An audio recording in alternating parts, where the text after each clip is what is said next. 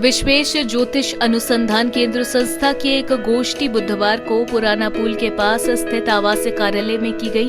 बैठक की अध्यक्षता ज्योतिषाचार्य पंडित हेमंत कुमार पाठक ने किया। इस दौरान बैठक में कई विद्वान पंडित और ज्योतिष आचार्य उपस्थित हुए। बैठक का मुख्य उद्देश्य इस वर्ष जीवित पुत्रिका त्योहार को लेकर उत्पन्न शंका का समाधान को लेकर किया गया। इस दौरान आचार्य हेमंत पाठक और आशीष मिश्रा ने बताया कि शास्त्र में व्रत करने में विधि और निषेध दोनों का वर्णन है।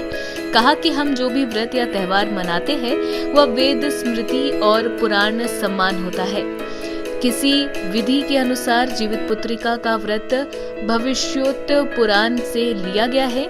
सभी पुराण महर्षि वेदव्यास जी के द्वारा रचित है। बताया गया कि अष्टमी हो और पूरे दिन नवमी हो तो उसी दिन जीवित पुत्री का व्रत को करना चाहिए। इस तरह से बताया गया कि इस वर्ष जीवित पुत्रिका का व्रत 7 अक्टूबर शनिवार को पड़ रहा है, इसलिए धर्म प्रेमी शंका न रहकर पुराण के अनुसार 7 अक्टूबर को उपवास करें। 8 अक्टूबर को प्रातः 9 बजे तक पारण कर व्रत की समाप्ति करें। इस गोष्ठी में पंडित श्रीकांत मिश्रा, पंडित आत्माराम पाठक, पंडित आशीष मिश्रा, पंडित हीरालाल पाठक, दीपक उपाध्याय, पंडित महेश पाठक, पंडित मुकुंद मुरारी मिश्रा, पंडित पंकज शास्त्री, पंडित श्याम सुंदर पाठक, पंडित राम किंकर उपाध्याय, पंडित शरद भक्ति, पंडित उदय मोहन पाठक, पंडित जीवराम उपाध्याय, पंडित कपिल देव उपाध्याय आदि आचार्य उपस्थित थे।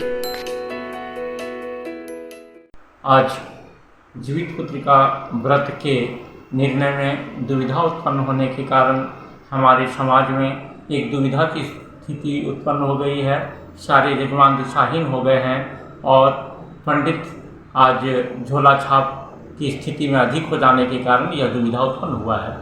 जीवित पुत्रिका व्रत या कोई भी व्रत हम श्रुति अर्थात वेद, स्मृति और पुराण के आधार पर करते हैं। यह जीवित पुत्रिका व्रत जो है यह भविष्योत्तर पुराण से लिया गया है। इसमें इस व्रत को सप्तमी रहित अष्टमी तिथि को करना चाहिए। इस व्रत में विधि और निषेध दोनों है। तो विधि तो सामान्य है कि कभी भी हम कर सकते हैं प्रदोष व्यापनी में, लेकिन निषेध का विशेष ध्यान होना चाहिए जिसे सप्तमी रहित अष्टमी करे, नहीं तो लोगों को इस फल की हानि होती है और बिल्कुल वैधव्य आदि दोष उसको प्राप्त होता है।